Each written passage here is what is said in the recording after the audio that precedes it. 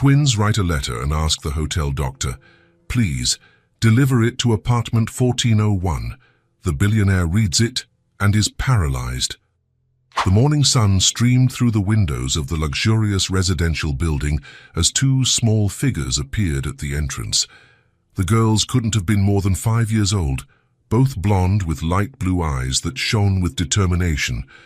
They held each other's hands, like a team facing an important mission. Emily, the taller one by a few inches, carried a crumpled white envelope.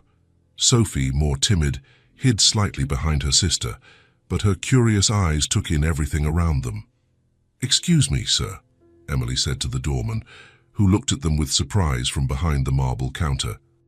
The man, accustomed only to elegant residents and well-dressed visitors, leaned down to hear them better. "Yes, little one. We want to deliver this." Emily held out the envelope. "Please, deliver it to Penthouse 1401. The doorman took the letter, noticing the childish handwriting on the address. The letters were crooked, some uppercase mixed with lowercase, as if two children had written it together. "Do you live here?" he asked, curious. The girls glanced at each other. "No," Sophie replied, finally speaking. "But our mommy said it's important. It's for our daddy," Emily added, as if it were the most natural thing in the world. The doorman hesitated. It wasn't common for children to show up alone asking to deliver letters, but there was something so sincere in those blue eyes that made him agree. "All right, I'll deliver it." "Thank you," they both said at the same time and ran off hand in hand. The doorman watched until they disappeared around the corner, then looked at the envelope again. "Foyers to Penthouse 1401, the top floor, where Edward Haynes lived, 40 floors up." Edward was finishing his third business call before 9 in the morning. At 32, he had built a real estate empire that dominated the city of New York. His desk was covered in contracts, charts, and financial reports, his life summed up in numbers and profits. The phone rang again. "Edward Haynes," he answered without looking up from his papers. "Mr. Haynes, it's the front desk. I have a piece of mail for you." "Send it up," he said, already hanging up. Morning mail usually meant important documents or invitations to business events. Edward didn't even stop working when he heard the knock on the door. "Come in," he called out. But it was the doorman himself who appeared, holding the white envelope. "Sorry to bother you personally, Mr. Haynes, but two little girls brought this. They said it was for you, and, well, I thought it best to deliver it by hand." Edward finally looked up, frowning. "Girls?" "Yes, sir. Blonde, very young. They said it was for their father." Edward took the envelope, he already annoyed. It was probably some scheme to try and get money out of him. It wouldn't be the first time someone had used children in a pathetic attempt at manipulation. "Thank you," he said curtly, waiting for the doorman to leave. When he was alone, Edward examined the envelope. His name was written in a child's script, some letters upside down. It would have been almost funny if it weren't so obviously a poorly planned scam. He tore open the envelope without ceremony, expecting to find a request for money or some made-up story about medical needs. Instead, he found a sheet of plain paper with the same childish handwriting. "Hi. Our mommy said you are our daddy. We want to meet you, Emily and Sophie." Edward stood still, reading the message 3 times. Then he started to laugh, a cold sound that echoed through the empty office. "What a joke," he muttered. Him, a father? Impossible. The doctors had been very clear years ago. He was sterile, a condition discovered during routine exams when he was 25. The news had come as a relief at the time. No children meant he could dedicate himself completely to his business, without distractions or extra responsibilities. And now, 2 children showed up out of nowhere with a letter saying he was their father. Obviously, their mother had found his address and concocted this ridiculous plan. Edward crumpled the paper, ready to throw it in the trash. But something made him stop. Emily and Sophie. The names echoed strangely in his mind. There was something about the simplicity of the letter, the genuinely childish handwriting, that didn't seem like an elaborate scam. 5-year-old children couldn't act that well. He smoothed the paper out again, rereading the words. Our mommy said you are our daddy. Who was this mother? Edward tried to remember any woman who might have a reason to invent such a story. In recent years, his relationships had been superficial and brief, women more interested in his money than in him. But 5 years ago, Edward leaned back in his chair, forcing his memory. 5 years ago, he was still building his empire, working 16-hour days. He had been in a few more serious relationships back then, but nothing that could result in... He stopped. There was one person. Someone he had pushed away because of work. Someone who... No, he said aloud, shaking his head. He was sterile. Doctors didn't make mistakes about that sort of thing. And even if they did, any woman would have come after him much sooner, especially after he became wealthy. Edward looked out the window, watching the city move 40 floors below. People like tiny ants, all with their small problems. He had built his life away from such complications, away from attachments that could disrupt his plans. But the letter was still there, in his hand. We want to meet you. Why did those simple words affect him? Edward prided himself on being immune to emotional manipulation. He had built walls around his heart that even he hadn't been able to tear down for years. Still, he pictured 2 little blonde girls handing the letter to the doorman, saying it was for their father, the determination the doorman had described, as if it were the most natural thing in the world. Edward folded the letter carefully and put it in his desk drawer. Not because he believed it, of course, just so he wouldn't lose the evidence when he decided to take legal action against this ridiculous extortion attempt. But as he returned to his work, trying to focus on numbers and reports, an image persisted in his mind. 2 little girls, hand in hand, walking up to the most elegant building in the city to deliver a letter to the father they had never met. And for the first time in years, Edward Haynes found he couldn't get something out of his head. 3 days had passed since the letter was delivered, and Edward had almost managed to forget about it. Almost. The word almost irritated him deeply, because Edward Haynes was not a man to let loose ends disturb his meticulous routine. During those 3 days, he had tried to maintain his normal schedule. Meetings at 7 in the morning, contract reviews until noon, international calls until 6 in the evening. The routine he had built to keep his mind occupied and away from unnecessary distractions. But the letter was still there, tucked away in his desk drawer, like an annoying reminder of an unresolved issue. As much as he tried to focus on the numbers and charts, his mind kept drifting back to that childish handwriting and the simple words that had unsettled him more than he wanted to admit. On Thursday morning, while reviewing the blueprint for a new shopping mall that promised to generate millions in profit, his intercom buzzed. Edward answered without taking his eyes off the projected figures on his computer screen. Mr. Haynes. The doorman's voice sounded hesitant, almost nervous. What is it? He replied with the typical impatience of someone who dislikes being interrupted during work. The girls are here again, sir. Edward stopped typing. His hands hovered over the keyboard as if time had frozen. What girls? The same ones from Monday, Mr. Haynes. The ones who brought the letter. They said they're going to wait for you to come down. Edward shot up from his chair abruptly, knocking some papers over in the process. The documents scattered across the floor, but he didn't even notice. What do you mean, wait for me to come down? How old are they again? They look about 5, sir, very small, but they're very determined. I've never seen such resolute children.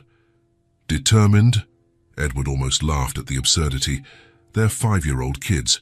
What do they know about determination? Yes, sir, but they're sitting quietly on the lobby sofa, and they said they won't leave until they talk to you. They've been here for over an hour. Edward felt his blood pressure rise. The day was starting to completely unravel. An hour?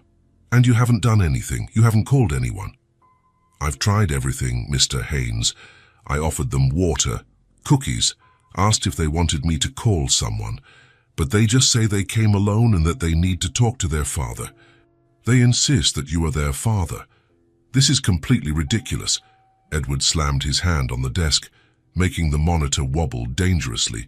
Call the police, or social services, or whoever is responsible for these children. I tried to suggest that, sir, but they say they know very well where they are and that their mother knows exactly where they've gone. They seem very sure of themselves. Edward took a deep breath, trying to control the anger rising in his chest like volcanic lava. This was enough. This farce had gone on long enough. I'm coming down now, he said, slamming the phone down hard. He walked to the elevator with heavy steps, pressing the button with more force than necessary. During the descent, his irritation grew with each passing floor. He tried to organize his thoughts, to prepare his speech. He would be direct and firm. Whoever was behind this charade had crossed a red line. Using children to try to extort money from him was too low, even by the standards of the con artists who had tried to deceive him over the years. The elevator doors opened on the ground floor with a soft ding, and Edward marched towards the lobby with firm steps, already preparing the intimidating speech he would use to resolve this situation. But when he finally saw the two little girls sitting on the Italian leather sofa, something inside him hesitated. An almost imperceptible tremor ran through his chest. They were real, very real, and even smaller than he had imagined. Two little blondes with crystal-clear blue eyes, swinging their little legs that barely reached the floor from the high sofa, whispering to each other. Emily, the slightly taller one, wore a simple blue dress that looked well cared for but was visibly a bit too big for her small frame. Sophie wore a similar dress in light pink, with a small, neatly sewn patch on the right knee. Both of their blonde hairs were tied in slightly lopsided pigtails. There was something genuinely touching about the scene. Two children so small, sitting with their backs straight, waiting patiently like adults in a waiting room. But they were still children. Sophie fidgeted nervously with her hands, and Emily observed everything around her with intense curiosity. When they noticed him approaching, they both stood up at the same time, like little soldiers snapping to attention. The movement was so synchronized that Edward almost smiled. "Are you Edward?" Emily asked, lifting her small chin and looking directly at him without any sign of fear. Edward stopped in front of them, trying to maintain the serious and intimidating expression that worked so effectively in business meetings. But these two little ones didn't seem impressed. On the contrary, they watched him with genuine curiosity. "I am Edward Haynes," he said, using his most formal tone, "and you are trespassing on private property." The girls glanced at each other quickly, confused by the legal term. "What's private property?" Sophie asked, tilting her little head to the side. Edward blinked. He wasn't prepared to explain legal concepts to 5-year-olds. "It means you can't be here without permission," he said, trying to simplify. "This is a private building, only for residents." "But we just want to talk to you," Emily said. "Our mommy said you're our daddy." And there it was, the bombshell Edward had expected, but which still caught him off guard.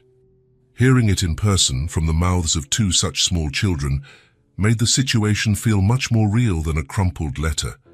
"Your mother is completely mistaken," he said, crossing his arms. "I don't have children. I can't have children. It's impossible." "Why?"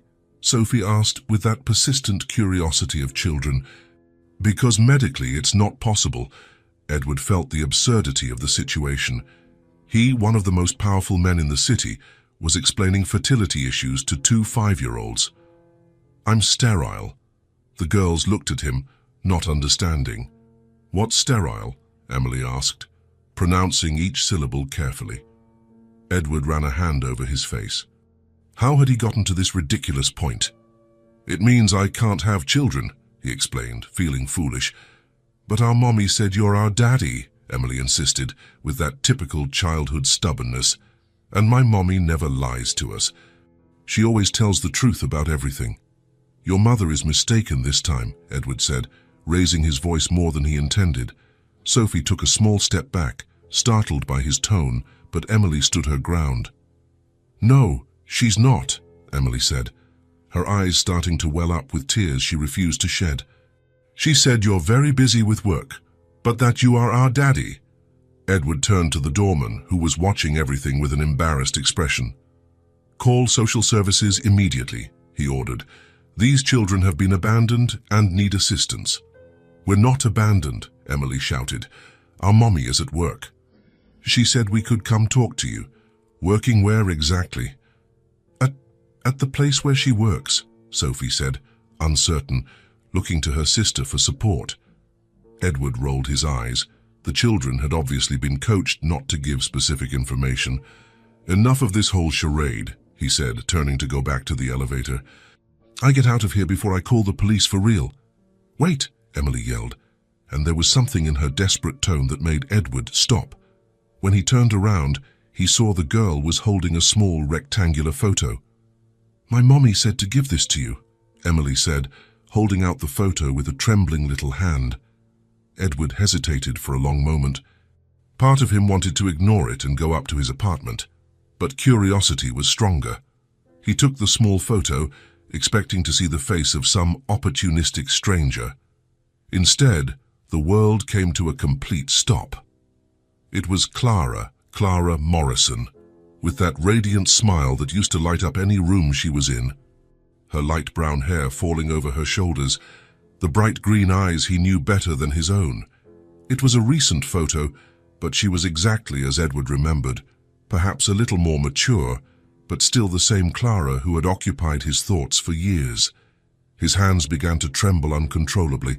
Clara, the only woman he had ever truly loved, without reservation. The only one who had managed to break through all his defenses and make him think about something other than work. The only person he had lost because he was young, stupid, and obsessed with building his empire. 5 years. It had been exactly 5 years since she walked out of his life forever, tired of competing with meetings and contracts. 5 years since he chose a crucial investor presentation over her birthday. 5 years since she said she loved him more than anything, but couldn't be in second place anymore. Edward looked up from the photo and really looked at the two girls. This time he truly saw them, without the barrier of skepticism he had maintained. Emily's eyes, light blue like his, but with tiny flecks of gold around the pupil, exactly like his were as a child. The shape of Sophie's face, the slightly square chin, the line of her jaw, features he saw in the mirror every day. The way Emily lifted her chin when she was determined, the exact same gesture he made in difficult meetings. Sophie's stubborn persistence as she continued to look at him without blinking, just like himself as a child. "No," Edward muttered, shaking his head. "No, no, no." But the evidence was right there, not just in Clara's photo, but in the faces of the two little girls who watched him with intense expectation. "Sisa mommy said you work a lot," Sophie said, breaking the silence. "But she said you're nice when you can stop thinking about work for 5 minutes." Edward swallowed hard. Clara had said those exact words years ago, during one of their last arguments, that he was a different person, kind, funny, caring, when he switched off his business brain. Did she say anything else about me?" he asked, hating how weak his voice sounded. "She said you like chocolate ice cream with brownie chunks," Emily replied, "and that you sometimes sing in the shower when you're happy." Edward felt the floor sway. Clara was the only person who knew about those intimate quirks, the only one who had shared lazy Sunday mornings with him before his obsession with work destroyed everything. "She also said you would deny being our daddy," Sophie continued with brutal honesty, "but that deep down you would really want to get to know us." Edward looked at the photo again. Clara was smiling, but there was something melancholic in her green eyes, as if she knew this conversation would be difficult for everyone. 5 years ago, the girls were 5 years old now, and he had broken up with Clara exactly 5.5 years ago. "No," he said aloud, backing away from the children. "This doesn't prove anything at all." But his voice sounded desperate, even to himself. "The doctors said I was sterile," he continued, more to convince himself. "Specialists don't make mistakes about this. It's science, not opinion." "Maybe they were wrong this time," Emily said with devastating simplicity. Edward looked at her, then at Sophie, then at Clara's photo. Clara seemed to be smiling directly at him through time. "This proves nothing," he repeated, handing the photo back to Emily with unnecessary force. But even as he denied it, he couldn't stop looking for resemblances in the girls' faces. And the more he looked, the more he found. "You need to go home now," he said, trying to regain control. "Immediately. But you haven't said if you want to meet us yet," Sophie protested, with relentless childlike logic. Edward closed his eyes for a moment. When he opened them, the two were still there, looking at him expectantly. "My mommy said you always run away when you're scared," Emily said suddenly. Edward froze, staring at the girl. "I don't run away from anything in my life." "Then why are you leaving without talking to us properly?"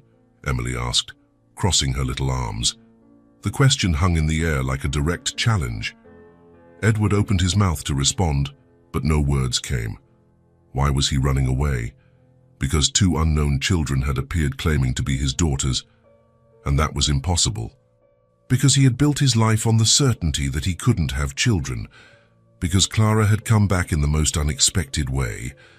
Because he was terrified. Edward looked at Emily and Sophie, who were waiting for an answer. Their blue eyes reflected a determination he recognized, even as he denied it. "Where do you live?" he asked suddenly. The girls looked at each other. "Not too far from here," Emily said. "We walked." "Alone?" "Two 5-year-olds walking alone." "Our mommy said we were brave enough," Sophie answered with pride. Edward ran a hand through his hair. Two 5-year-olds walking alone through the streets of Queens to find a father they didn't even know existed. It was crazy. It was dangerous. It was exactly the kind of desperate thing Clara would do if she had no other options. "All right," Edward said, surprising himself. "All right, I'll go with you." "You will?" Emily asked, her eyes shining with hope. "I will," Edward confirmed, still not quite believing it. "And I need to see your mother." The walk took only 15 minutes, but for Edward it felt like an eternity. The two girls, Emily and Sophie, skipped beside him on the sidewalks, pointing at shops and cars, chatting to each other as if it were the most natural outing in the world. Edward, meanwhile, felt each step like a march into the unknown. Along the way, he watched the girls with renewed attention. The way Emily swung her arms as she walked was identical to his as a child. His mother always used to comment on it.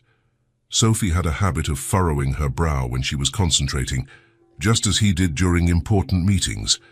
Small details that disturbed him more than he wanted to admit.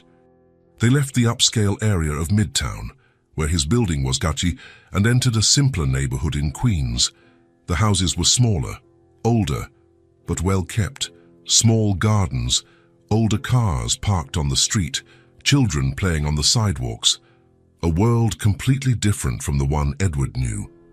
"This is it," Emily announced, pointing to a small 2-story house, painted white with blue trim that needed a fresh coat.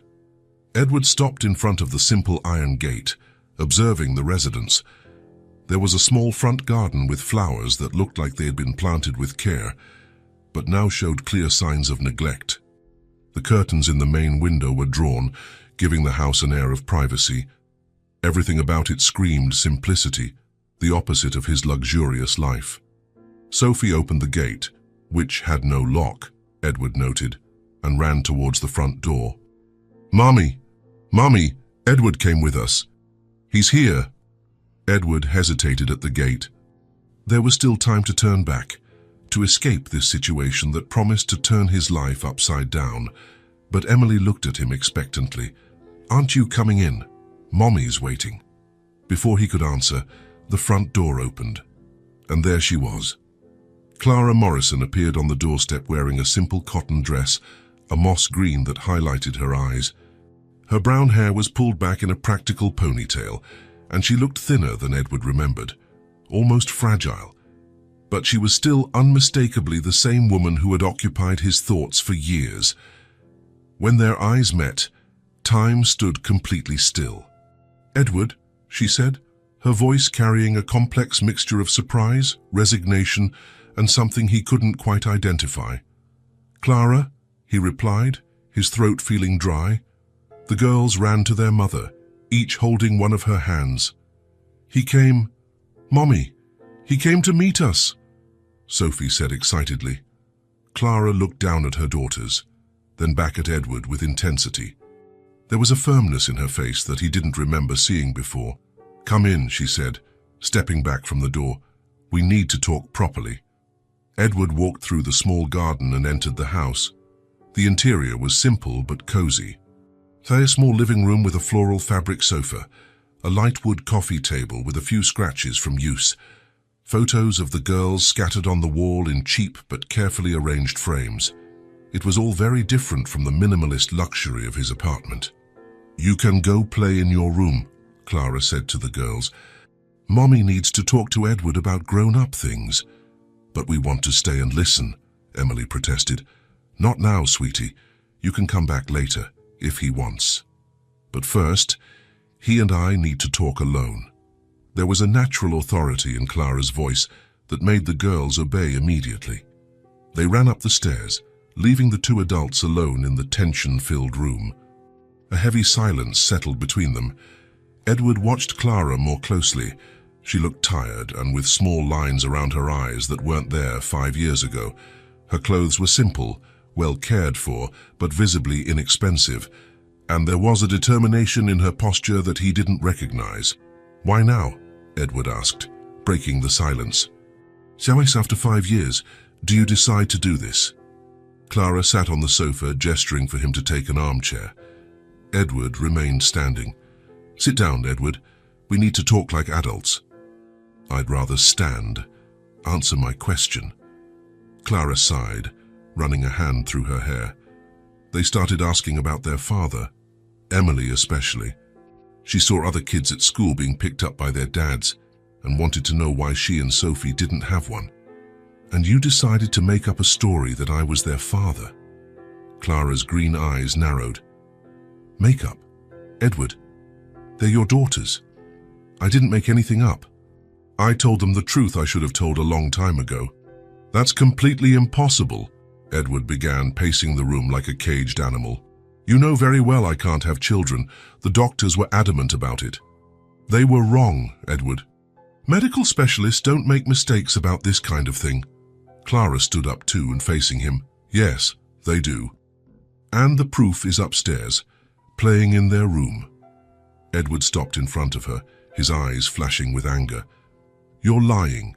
I don't know what game this is, but I'm not falling for this setup." "Setup?" Clara's voice rose a notch.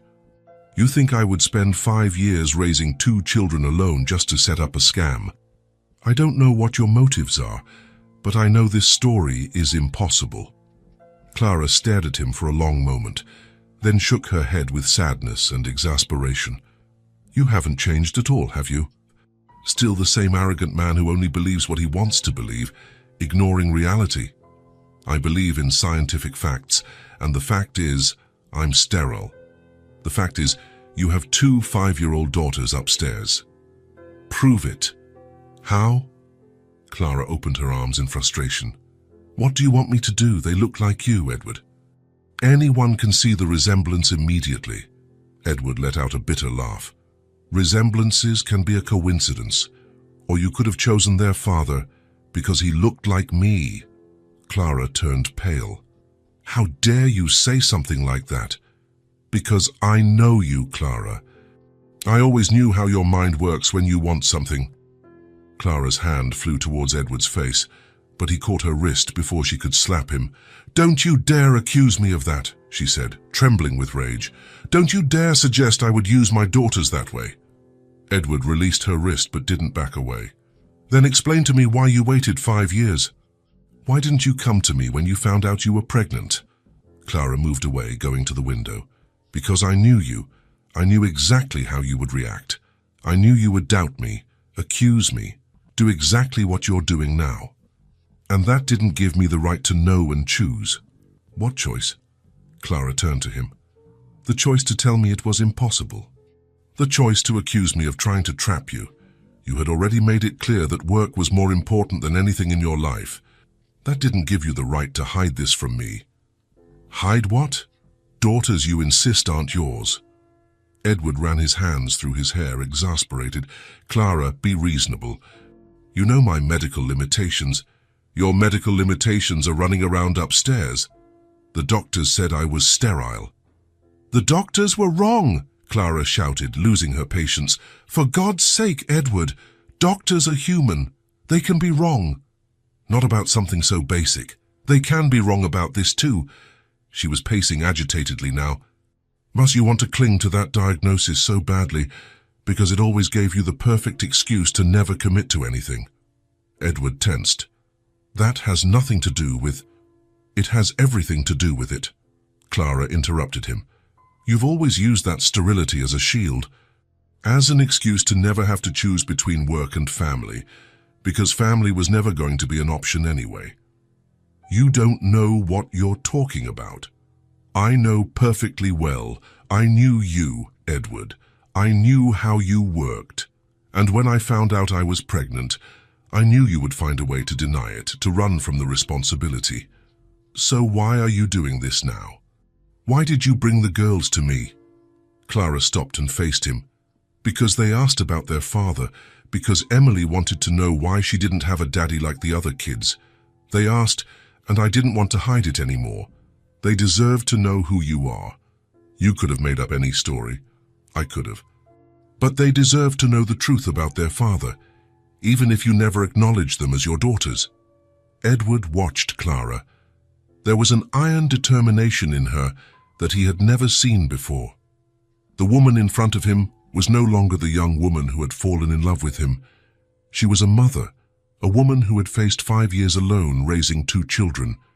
"Mom, you're unemployed," he said suddenly, noticing the details of the house, the simple clothes, the tension on her face.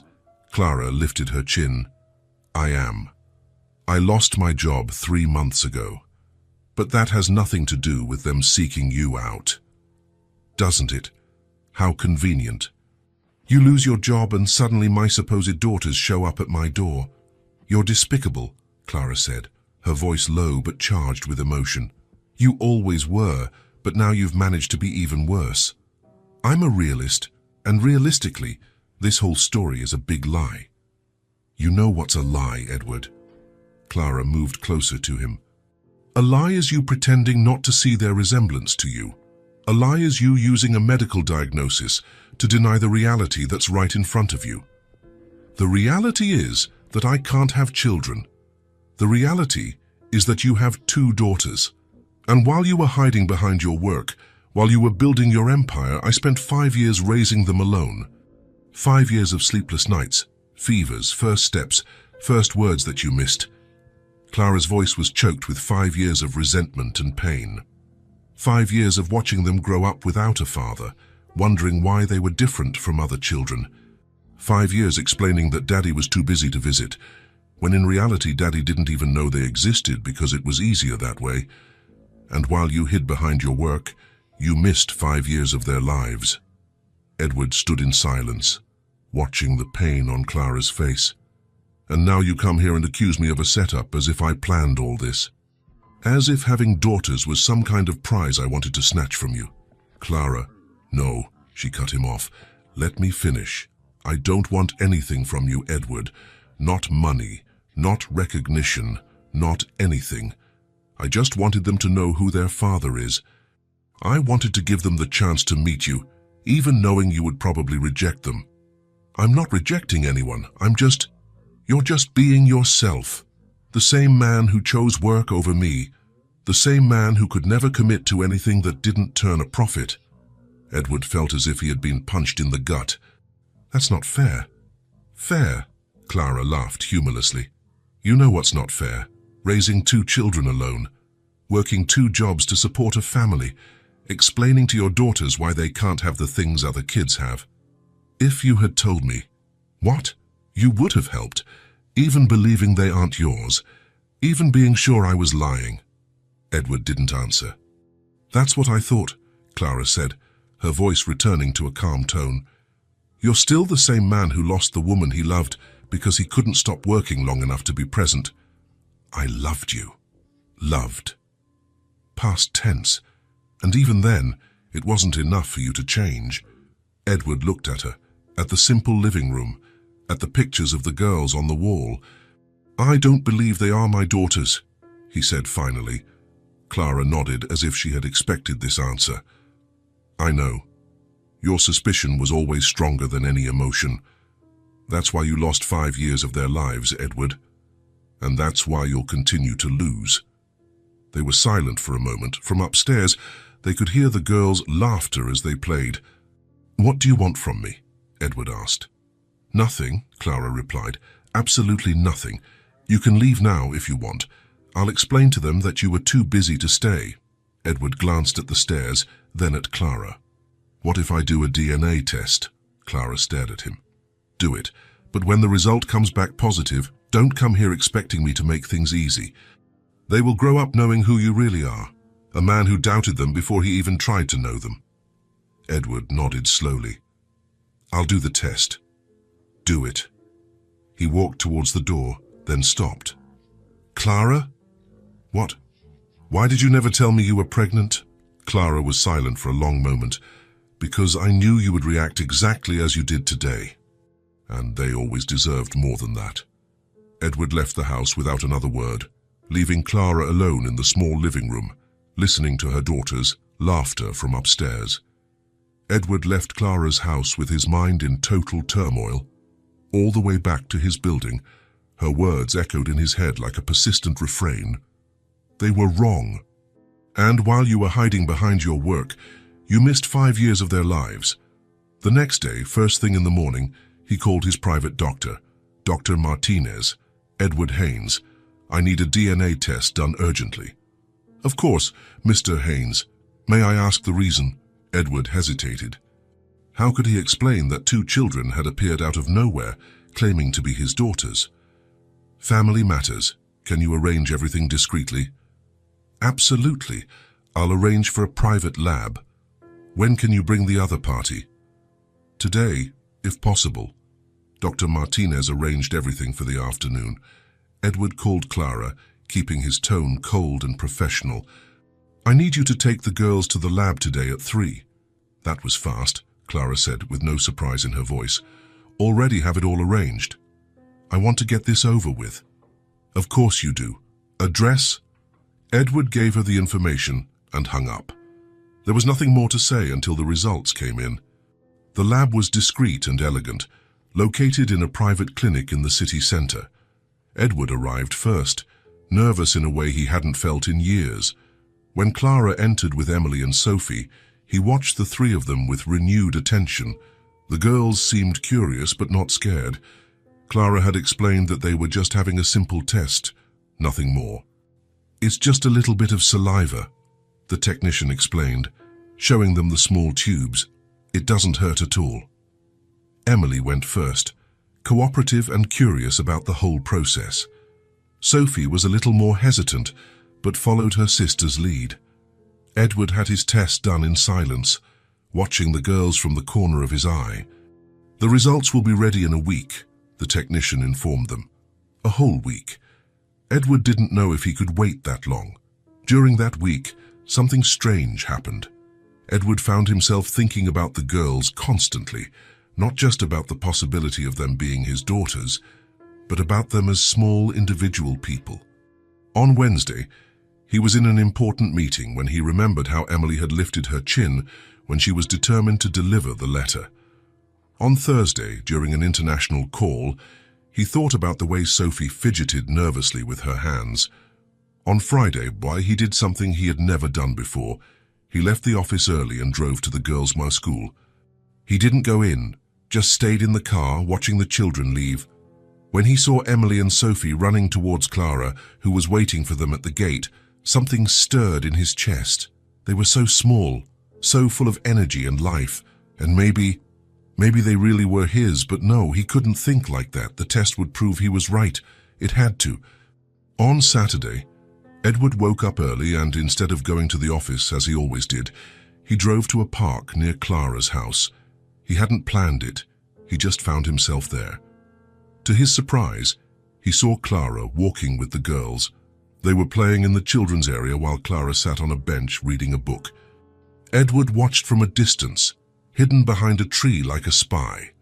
Emily was clearly the leader. She would climb on the playground equipment first, test if it was safe, then call for Sophie to follow her. Sophie was more cautious, more observant. She would study each piece of equipment for a while before deciding if she wanted to play on it. The two of them looked after each other naturally. When Sophie tripped and scraped her knee, Emily immediately ran to help her, calling for Clara. When Emily got stuck at the top of a slide because she was afraid to come down, Sophie stood at the bottom, encouraging her. Edward watched for 2 hours, fascinated by the dynamic between them. They were definitely sisters, that much he could see. But were they his daughters? On Monday, he couldn't concentrate on work. Every time the phone rang, his heart leaped. Was it the lab? On Tuesday, the same thing. Meetings passed without him paying attention. Contracts went unreviewed. His assistant commented that he seemed distracted. On Wednesday morning, the phone finally rang. "Mr. Haynes, Dr. Martinez, the results are in." Edward's heart stopped. "And? Can you come to my office? I prefer to deliver them in person. Just tell me over the phone." There was a pause. "Mr. Haynes, the test was positive, a 99.9% certainty. The girls are your biological daughters." The world stopped. Edward sat down heavily in his chair, the phone still glued to his ear. For a long moment he couldn't process the words. "Mr. Haynes, are you there?" "I'm here," Edward said, his voice hoarse. "Are you sure?" "Absolutely. There's no margin for error. Emily and Sophie are your daughters." Edward hung up the phone and sat in complete silence for 15 minutes. For the first time in many years, perhaps decades, Edward Haynes felt the ground completely disappear from under his feet. He had daughters. 2 5-year-old daughters he had rejected, doubted, and accused of being the product of lies. 2 daughters who had been raised for 5 years without him. 2 daughters he knew absolutely nothing about. His hands trembled as he held the medical report Dr. Martinez had sent by email. There it was, in cold, precise scientific language. Edward Haynes was the biological father of Emily and Sophie Morrison. Clara was right. The doctors had been wrong about his sterility, and he had wasted 5 whole years of his daughters' lives because he refused to consider that possibility. Edward cancelled all his meetings for the day and drove immediately to Clara's house. He rang the doorbell with his hands still shaking. Clara opened the door and, seeing his expression, understood immediately. The results came in. "They did," Edward confirmed, his voice coming out weaker than he intended. "And you were right. They're my daughters." Clara showed no surprise or satisfaction. She just nodded. "I know." "How did you always know?" "How were you so sure?" "Because I was never with anyone but you back then, Edward. You were the only man in my life." The simplicity of her answer hit him like a slap. Of course, Clara had never lied to him in all the years they had known each other. Why would she start now? "Can I see them?" Clara hesitated. "They're playing in the backyard. But Edward, now that you know the truth, what are you planning to do?" "I don't know," he admitted with brutal honesty. "I really don't know." Clara studied him for a moment, then opened the door completely. "Come in, but take it slow. To them, you're still a stranger." Edward entered the house and walked to the back door. Through the kitchen window, he could see Emily and Sophie playing with dolls in the small grassy backyard. They had created an imaginary house under a tree and were having a make-believe tea party. His daughters. The words still sounded impossible in his mind. "Can I talk to them?" Clara nodded and opened the back door. "Girls, you have a visitor." Emily and Sophie looked up and smiled when they saw Edward. "Edward!" Sophie shouted, running to him. "Did you come to play with us?" Edward looked at Clara for guidance, but she just watched. "I came to talk to you." "About what?" Emily asked, always direct. Edward crouched down to their level. "How did you tell 2 5-year-olds that you were their father? Remember that test we took?" The two nodded. Well, the results showed that I really am your daddy. Emily and Sophie looked at each other, then at him. We already knew, Emily said simply. Mommy told us. So are you going to live here with us now? Sophie asked, hopeful. Edward felt his chest tighten. I don't know yet, Sophie. It's complicated. Why is it complicated? Emily crossed her little arms. You're our dad. We're your daughters. It's not complicated. The childlike logic hit him hard. For them, it really wasn't complicated. Do you want some things? Edward asked, feeling lost. Toys? Clothes? What kind of toys? Sophie asked, interested. Edward thought quickly. Anything you want. Expensive dolls, games, new bicycles. The girl's eyes lit up. Real bicycles? Emily asked. The most expensive ones in the store, Edward promised, feeling on more familiar ground. Money, he understood. And video games too, and pretty clothes. Wow, Sophie said, clapping her hands. Clara, who had been watching the whole conversation from the doorway, approached. Edward, can I talk to you for a minute? They moved to the corner of the yard. What are you doing? Clara asked, her voice low. I'm trying to, I don't know, make up for lost time. With money. It's what I know how to do, Clara. They don't need expensive gifts. They need a present father. I don't know how to be a present father, Edward said, frustration leaking into his voice. I never had to learn. I never thought I would need to learn. Clara studied him with an expression that mixed pity and exasperation. Then learn now. Start slow. Stay here. Play with them. Talk to them. Just be yourself, but the better version of yourself. Edward returned to where the girls were waiting. So, about those bicycles, he said.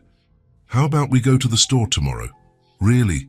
They both shouted at the same time. Really? And then we can have lunch at a fancy restaurant. Do you know what a fancy restaurant is? The girls shook their heads, excited.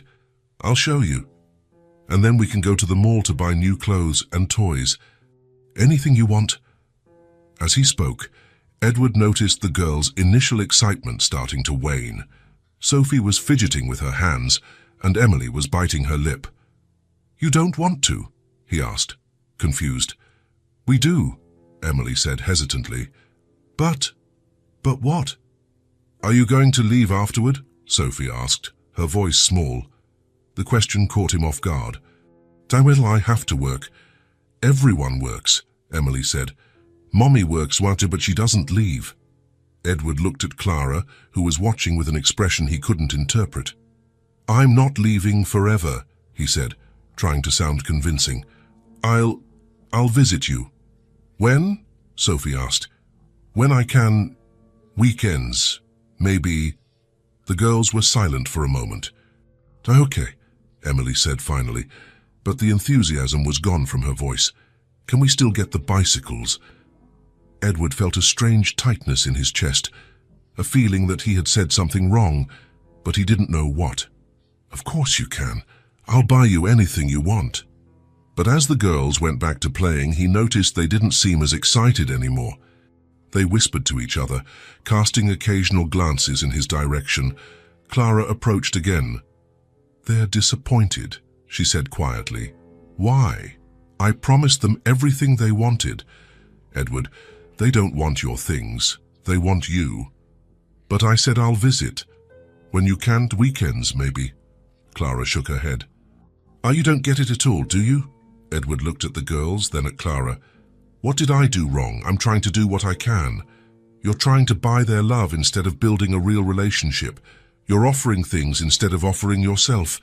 But I don't know how to offer myself, Edward burst out, his voice low. I don't know how to be a father, Clara. I never learned how.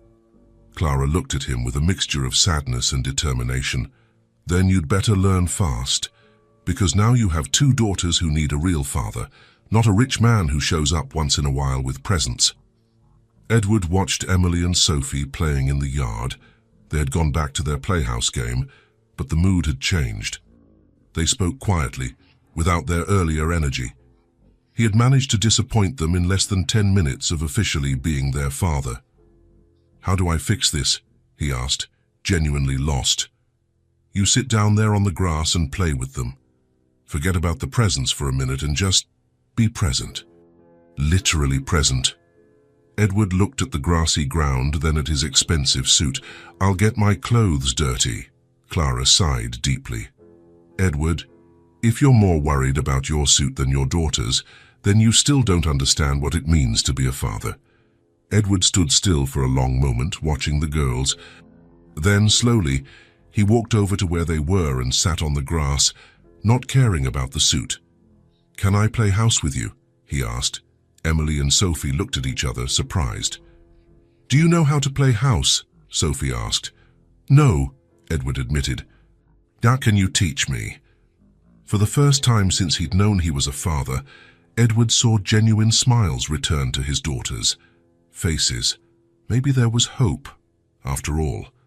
Edward left Clara's house on Saturday afternoon feeling more confused than ever. He had spent 2 hours playing house with Emily and Sophie, and although they had smiled and seemed to have fun, something was still not right. There was a subtle distance, a hesitation in the girls that he couldn't understand. On Sunday morning, he decided to return with the promised bicycles. He had woken up early and driven to the most expensive toy store in the city, choosing 2 pink bicycles with baskets and colorful ribbons. They cost more than many people earned in a month, but for Edward, it was just another transaction. When he arrived at Clara's house with the bicycles strapped to the roof of his imported car, the girls ran to the window, excited. But Clara came out of the house before he could even get the bikes off the car. "Edward, we need to talk," she said, with a firmness in her voice he hadn't heard since they were dating. "Sure, but first let me give the bikes to them. Just look at these beauties I bought." "The bicycles can wait. Come inside." There was something in Clara's tone that made Edward hesitate. She didn't seem angry, exactly, but there was a determination in her green eyes that made him uncomfortable. "The girls are waiting. The girls are at the neighbors playing. They'll be there for an hour. Come in, Edward." "Now?" He followed her into the small house, noticing she had arranged the living room more formally. The sofa cushions were lined up. There were no toys scattered about, and there were 2 cups of coffee on the coffee table. "Sit down," Clara said, indicating the armchair where he had sat the week before. Edward sat more, but Clara remained standing, pacing slowly around the room. It was a tactic he recognized from business meetings. The person standing maintains psychological control of the situation. "Clara, if this is about money for the girls—" "Stop," she interrupted him, raising her hand. "Just stop talking and listen to me for 5 minutes. Can you do that?" Edward nodded, surprised by her direct tone. Clara stopped in front of the window, looking out for a moment before turning to him. "You bought $1,000 bicycles for 2 5-year-olds. I wanted to give them the best." "No, you wanted to buy their love. And before you say that's not it, just listen to me until the end." Edward closed his mouth, recognizing that she was serious in a way he had rarely seen. "Yesterday, after you left, Emily asked me if the new daddy was going to leave forever like the old daddy. I told her you weren't an old daddy, that you were always their father. Do you know what she said?" Edward shook his head. "She said, but he doesn't seem to want to stay with us. He just wants to give us things and then go to work." The words hit Edward like a punch to the stomach. "She's 5 years old, Edward. 5 years old, and she already understands that you're trying to buy your way back into their lives instead of building a real relationship." Clara came closer and sat on the edge of the coffee table, forcing Edward to look directly at her. Sophie was even more direct. She asked if all rich daddies were like that, if they only showed up to give presents and then disappeared again. "I'm not going to disappear. Aren't you?" Clara tilted her head. "Then tell me, how many times a week do you plan to see them?" "Well, weekends, when possible." "When possible," Clara repeated, with bitterness. "Just like you used to do with me, remember? I'll see you this weekend, Clara, when possible. I have an important meeting on Monday, a contract to close on Tuesday." Edward felt his blood run cold. The words were almost identical to the ones he used to say to Clara years ago. "This is different." "Is it?" Clara stood up and started pacing the room again. "Is it different because now it's your daughters instead of your girlfriend? Or is it different because now you have more money to compensate for your absence?" "Clara, I'm trying." "You're trying to do the same thing you've always done."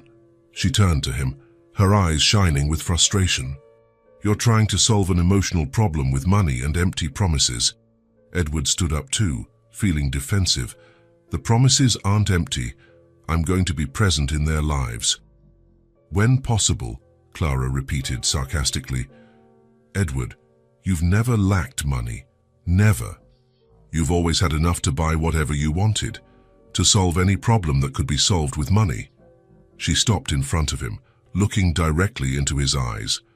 "But you know what you've always lacked? Presence. Your real, genuine, consistent presence. And if you don't learn that now, you're going to lose them before you even really know them." The words echoed in the small room like an ultimatum. "I lost you because I didn't know how to balance work and a relationship," Clara continued. "Because I always thought I could make up for my absence with expensive dinners and gifts. And you're doing the exact same thing with them." Edward sat down heavily in the armchair, running his hands over his face. "I don't know how to do it differently, Clara." "Then learn." "How?" Clara sat on the sofa, her expression softening a little. "Do you really want to be in their lives? Do you want to be a real father?" "I do," Edward said, and he realized it was the first time he'd said it with complete conviction. "I really do." "Then you need to understand that being a father isn't about giving things. It's about being present. It's about knowing their favorite color, what food they don't like, how they sleep, what they're afraid of, what makes them laugh." "I don't know any of that," Edward admitted, "because you never asked. You never sat on the floor with them and really talked. You offered toys instead of offering your attention." Clara leaned forward, resting her elbows on her knees. "Edward, they don't need a rich man who shows up once in a while with expensive gifts.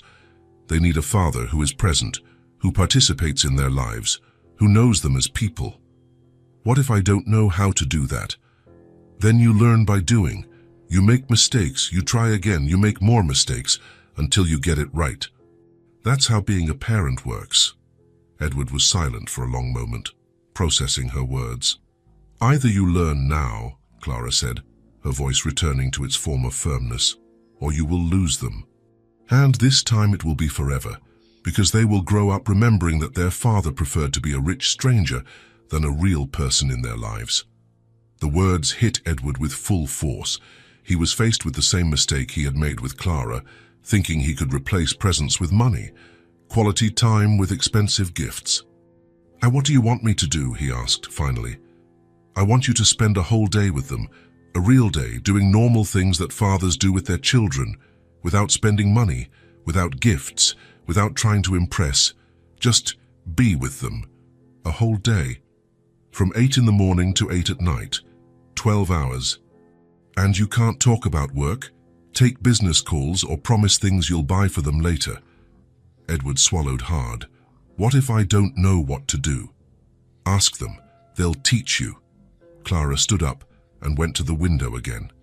"Edward, you have one chance to be the father they deserve. But it's just one chance. If you mess this up, if they realize you're just going through the motions—" "I understand," Edward said, standing up as well. "When?" "Today. Now. Now. Now. I'm going to get the girls from the neighbor's house, and you are going to spend the rest of the day with them. Here, at the park, wherever they want to go. But you'll go together, doing things together." Edward felt a mix of nervousness and determination. "All right, let's do this." Clara studied him for a moment, as if assessing his sincerity. "Edward, if you do this just to please me, or to fulfill an obligation, they will know. Children can sense when you're not really present, even if you're physically there." "I'll be present," Edward said, and this time he really meant it. "I want to get to know my daughters." Half an hour later, Edward found himself in Clara's small backyard with Emily and Sophie, with no idea what to do. The bicycles were leaning against the wall. Clara had insisted they wait until later. "So," Edward said, feeling ridiculously formal, "what do you like to do?" "You don't know?" Emily asked, tilting her head. "No, I don't. Why don't you tell me?" The girls looked at each other as if deciding whether they could trust him. "We like to go to the park," Sophie said finally. "Then let's go to the park." "Are you really going?" Emily asked, suspicious.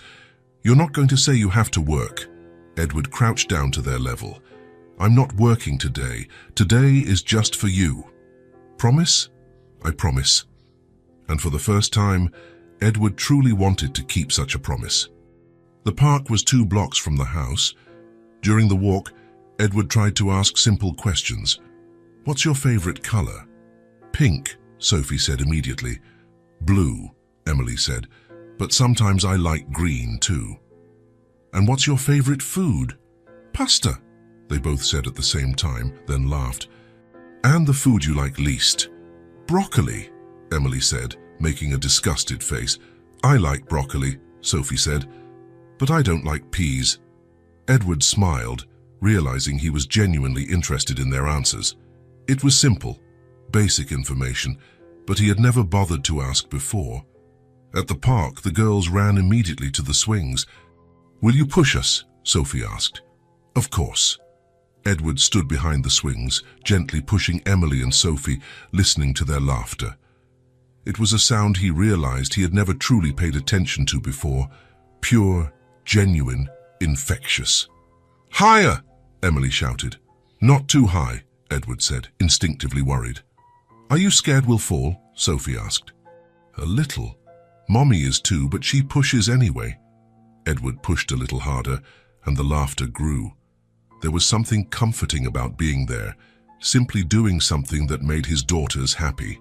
After the swings, they wanted to show him how to climb the slide. "You have to climb up too," Emily said. "I'm too big for the slide." "No, you're not. Look, there's a big one over there." Edward looked at the larger slide and sighed. He was wearing expensive dress pants and a shirt that cost more than many people made in a week. "All right," he said, surprising himself. Climbing the slide was ridiculous. He barely fit. His legs were too long and he probably looked like an idiot. But when he came down and saw Emily and Sophie clapping and laughing, he realized he didn't care one bit about how he looked. "Again!" Sophie shouted, and Edward climbed up again. After the park, they walked to a nearby open field. "Let's play hide and seek," Emily suggested. "How do you play?" Both of them stopped and looked at him in disbelief. "You don't know how to play hide and seek?" Sophie asked. "No," Edward admitted. "Can you teach me?"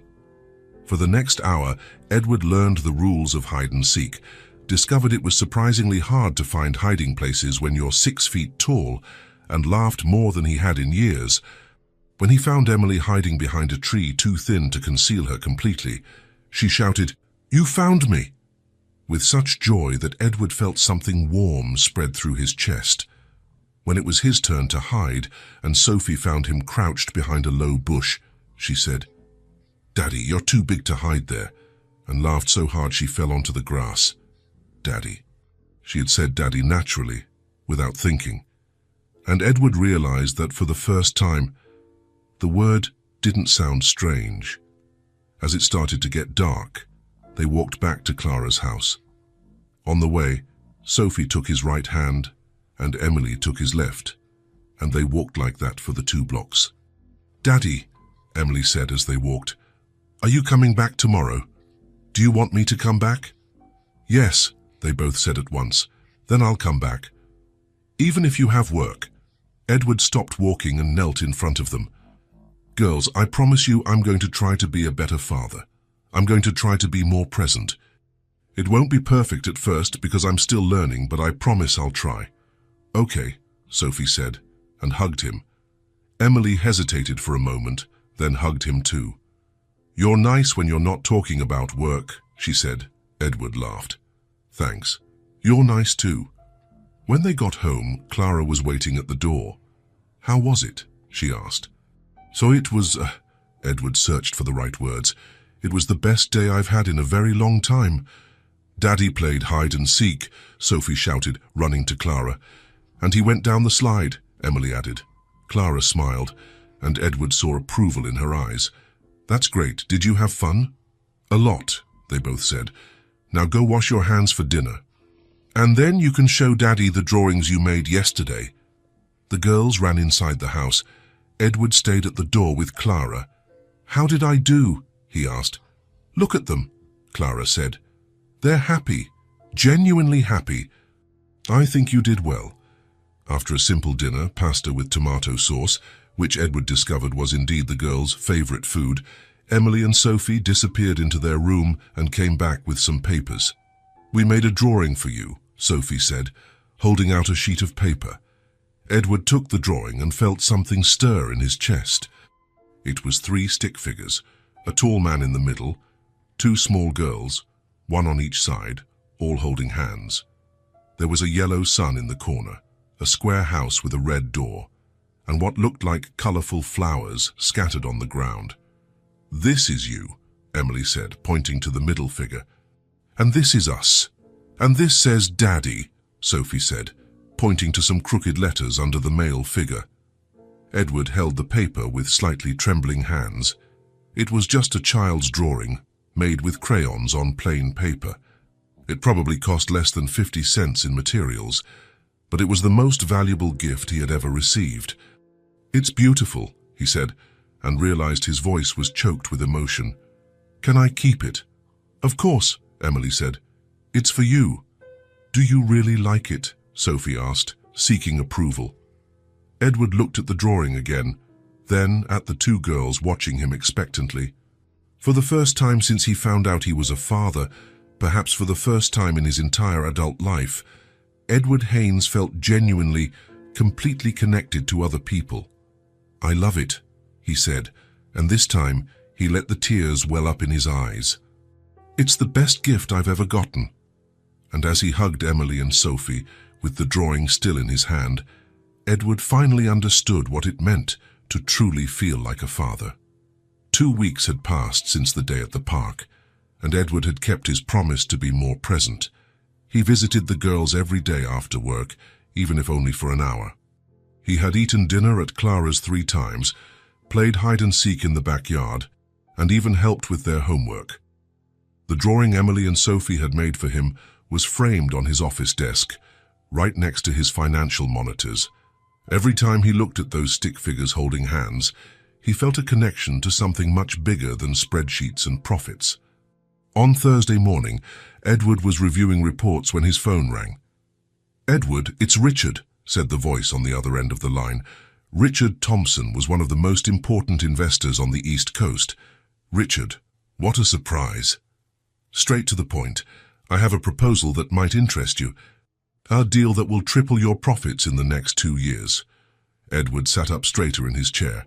I'm listening. A commercial and residential complex in Miami, 20 towers, a shopping center, a recreation area. We're talking a return of almost $500 million in 3 years. Edward felt the familiar adrenaline of big business. Sounds interesting. What's the timeline? The Japanese investors are in town only today and tomorrow. If we want to close, it has to be tomorrow. Friday, 2 in the afternoon at the Continental Hotel. Edward jotted it down in his planner. Friday, 2 in the afternoon. I'll be there. Excellent. Edward, this is the kind of deal that defines a career. After hanging up, Edward stared at the note. $500 million. It was more money than he had made in the last 5 years combined. It was the perfect opportunity. He was so absorbed in the numbers that he almost didn't hear the phone ring again. Edward? It was Clara. Hi, Clara. I'm calling to remind you about the girls' and school performance, Friday at 2 in the afternoon. Edward felt his stomach clench. School performance? Edward, did you forget? They've been rehearsing for weeks. It's the most important event of the term. Emily is going to recite a poem and Sophie is going to sing a song. The memory came flooding back. The week before, Emily had come running up to him. Daddy, I'm going to say a poem at school. Can you come watch? And Sophie had added, I'm going to sing too. It's very important for the parents to be there. Edward had promised he would be there. Clara, something important came up at work.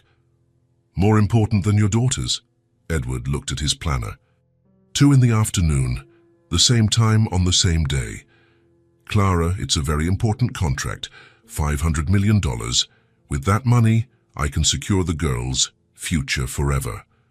Edward, you're doing it again. Doing what? Putting work before family? Thinking money can replace presence? It's not that. It's just that this is a once-in-a-lifetime opportunity. And this is a once-in-a-lifetime performance too. They're 5 years old, Edward. This performance isn't going to happen again.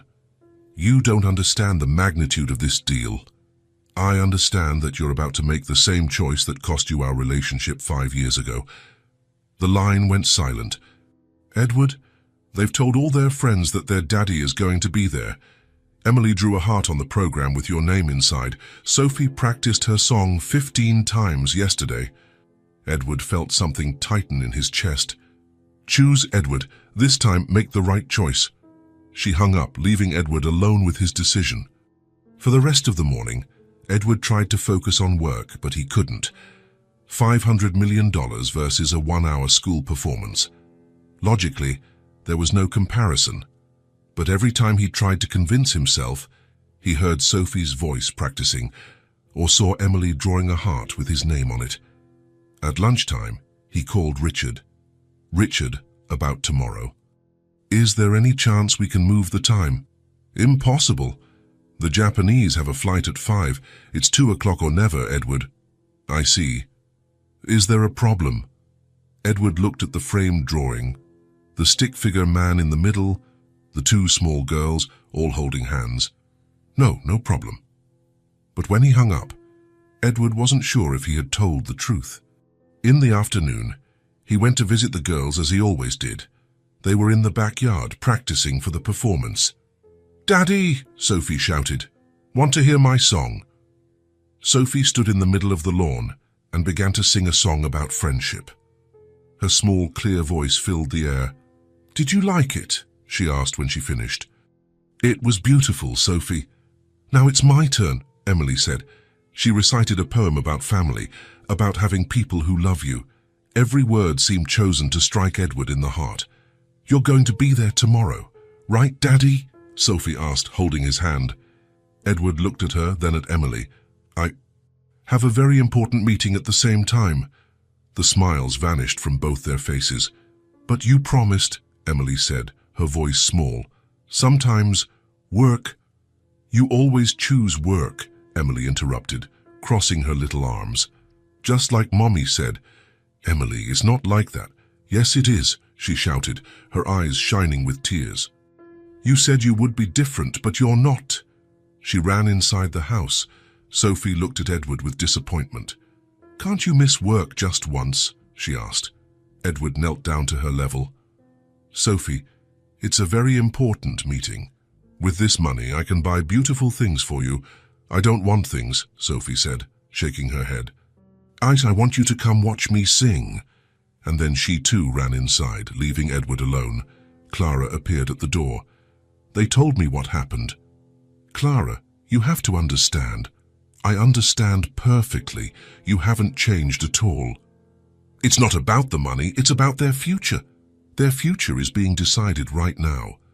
When they find out whether they can trust their father or not. She came closer. Do you want to know what their future will be if you miss tomorrow? They'll grow up knowing they can't count on you. They'll grow up thinking they aren't important enough. But with this contract, you'll have more money, but you will have lost your daughters. Forever. That night, Edward stayed late at the office, looking back and forth between the contract papers and the girls' drawing. $500 million versus a school performance. The old Edward would have known exactly what to do. Business came first, always. Opportunities like this didn't come along every day. But the old Edward didn't have daughters who drew hearts with his name in them. The old Edward didn't know what it was like to see pure disappointment in the eyes of people who trusted him completely. Edward picked up the drawing and studied it for the 100th time. 3 stick figures, holding hands, smiling. It was so simple, so pure. There were no contracts and no numbers, no complications, just a father and his 2 daughters together. That was what they wanted. Not $500 million, not extravagant gifts. They wanted him to be there, watching them shine. Edward picked up the phone and dialed Richard's number. "Richard, sorry to call so late." "Edward, is everything all right?" "Richard, I need to cancel the meeting tomorrow." There was a long silence. "Cancel? Edward, we're talking about $500 million. "I know, but I have something more important to do." "More important? What could possibly be more important than this?" Edward looked at the drawing again. "My daughters have a performance at school. They're counting on me." "Your daughters? Edward, you can see your daughters anytime. This opportunity won't come again." "I know," Edward said, feeling completely at peace with his decision. "But I'm not going to miss this moment." "Edward, you're making the biggest mistake of your career." "No, Richard. For the first time in my life, I'm making the right choice." Edward hung up the phone. $500 million. Gone. The biggest opportunity of his life. Lost forever. And he had never felt better about a decision. On Friday at 2 in the afternoon, Edward was sitting in the 3rd row of the small school auditorium. He had arrived an hour early, securing a seat with a good view of the stage. He was nervous in a way he never was in business meetings. The lights dimmed and the performance began. One after another, small children took the stage. Edward watched it all, but his heart was racing, waiting for his daughters to appear. Finally, the teacher announced, "And now Emily Morrison will recite a poem about family." Edward sat up straighter in his chair. Emily appeared on stage wearing a light blue dress. She looked out at the audience, searching. Edward saw the exact moment she found him. Her eyes widened, a huge smile spread across her face, and she gave him a discreet wave. Edward waved back, his heart nearly bursting with pride. Emily recited the poem perfectly, each word clear and expressive. When she finished, Edward applauded louder than anyone else in the audience. Then it was Sophie's turn. When they called her to sing, she practically bounced onto the stage, wearing a pink dress. She also searched the audience, and when she found Edward, her smile was so bright it lit up the entire auditorium. Sophie's song about friendship was sung with such pure joy that it brought tears to Edward's eyes. She was singing to him, every note directed to where he was sitting. When the performance was over, Edward waited outside the auditorium. Then he saw them. Emily and Sophie ran through the door, searching the crowd. When they finally saw him, they stopped for a fraction of a second, as if they couldn't believe it. Then they ran. "Daddy!" they both shouted at the same time. "Daddy, you came!" They threw themselves into his arms with such force they nearly knocked him over. Edward lifted them off the ground, one in each arm, holding them tight against his chest. "You really came," Emily said, her voice muffled against his shoulder. "Did you like my song?" Sophie asked, pulling back to look at him. Edward set them down but remained crouched at their level. "Say it was the most beautiful thing I've ever seen in my life," he said, and realized he was crying. "Daddy, are you crying?" Emily asked, concerned. "I am," Edward said, not trying to hide his tears. "I'm crying because I am so proud of you both." "Really?" Sophie asked. "Really? You are the most talented girls in the whole world." They hugged him again, and Edward didn't care one bit that dozens of other parents were watching. He didn't care that he was crying in public, that his image as a powerful businessman was being completely shattered. None of that mattered. The only thing that mattered were the 2 little girls in his arms who had trusted that he would be there for them. And he had been. Clara approached, smiling. "How was the meeting?" she asked, but Edward could see she already knew the answer. "What meeting?" Edward said, still holding the girls. "I had something much more important to do today." And for the first time in his life, Edward Haynes knew he had made the absolute right choice. 3 months had passed since the school performance, and Edward's life had changed in ways he never imagined possible. The man who once worked until 11 at night now left the office at 5:30 sharp, no matter how many meetings were scheduled or how many contracts needed review. His employees had found the change strange at first.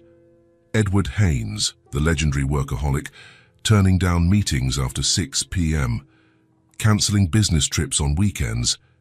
But they soon got used to their boss's new routine, and many commented that he seemed more relaxed, more human. Edward had established a routine that worked for both him and the girls. Every morning, before work, he would stop by Clara's house to have breakfast with Emily and Sophie. It was always something simple, cereal, toast, juice, but it had become his favorite part of the day. The girls would talk about their dreams, what they were looking forward to at school, and Edward would listen, soaking up every word like gold. In the afternoon, without exception, he picked them up from school.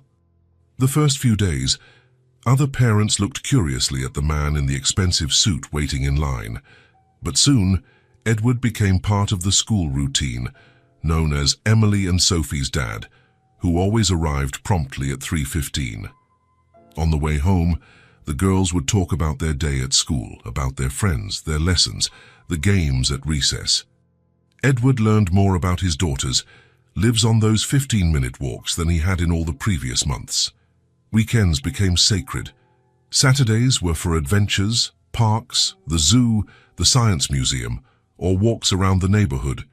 Sundays were for staying home, lazy and comfortable, and Edward had bought a low table specifically for drawing on the floor of Clara's living room, where he would spend hours coloring in children's books and creating masterpieces with crayons.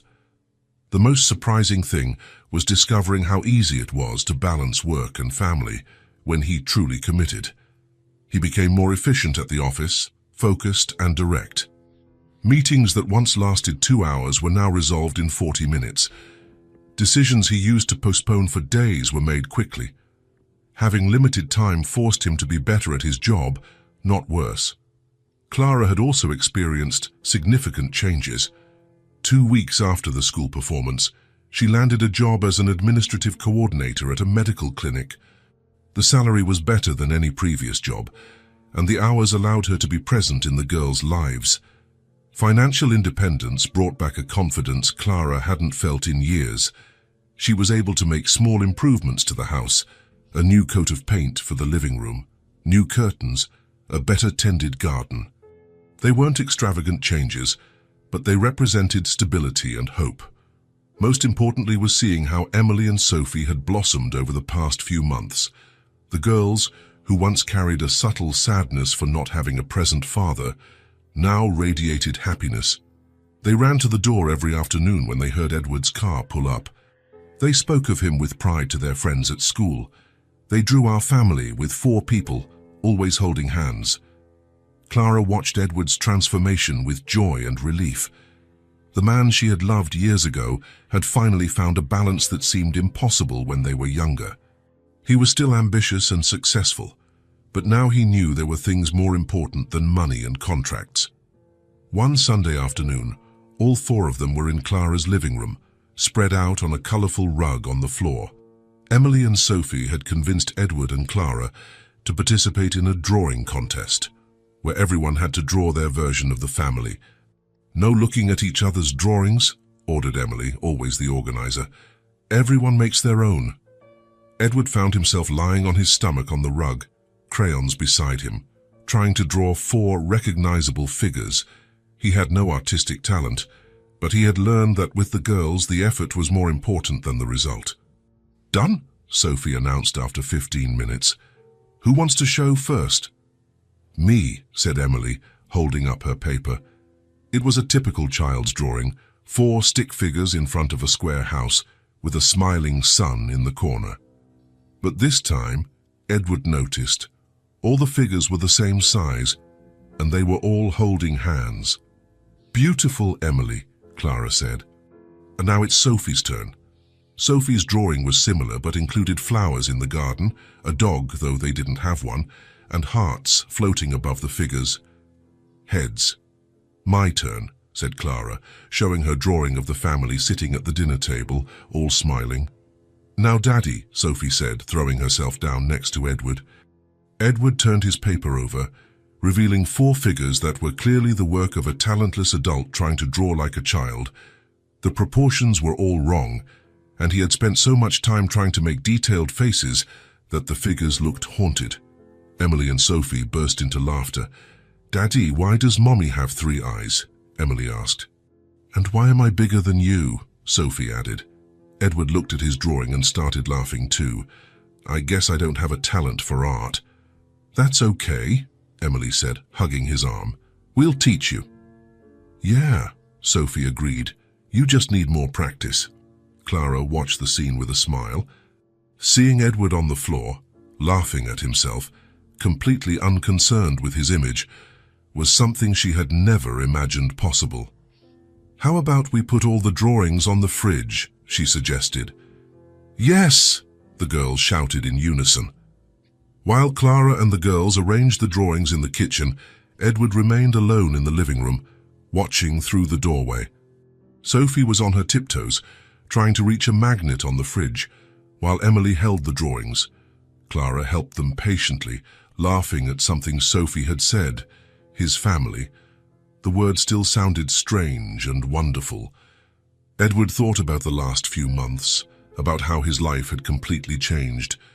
He thought about the $500 million deal he had lost and realized he didn't even miss the money. He thought about all the years building an empire, accumulating wealth, always chasing the next big deal.